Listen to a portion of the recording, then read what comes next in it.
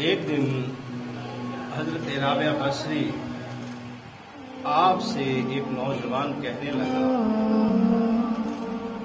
کہ اے رابعہ بصری، میں تجھ سے عشق کرنے لگا ہوں، تجھے چاہنے لگا ہوں اور تجھے اپنانا چاہتا ہوں، شادی کرنا چاہتا ہوں۔ حضرت رابعہ بصری رحمۃ اللہ علیہ آپ فرمانے لگے، یہ نوجوان،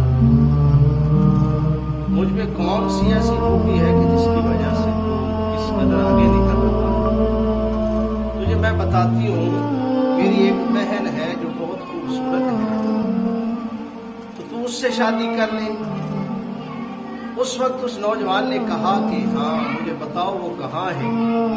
حضرت رابعہ بصری رحمۃ اللہ علیہ نے اشارہ کیا کہ وہ تمہارے پیچھے کھڑی ہوئی ہے۔ جب وہ نوجوان پیچھے پلٹ کے دیکھتا ہے نا، تو اس وقت حضرت رابعہ بصری رحمۃ اللہ علیہ نے اسے تھپڑ مارا اور کہا کہ عشق کا دعویٰ مجھ سے کرتے ہو اور دیکھتے رابعہ بصری کی بہن کی ہو۔ عشق کا دعویٰ، محبت کا دعویٰ مجھ سے کرتے ہو اور دیکھتے غیروں کی طرف ہو۔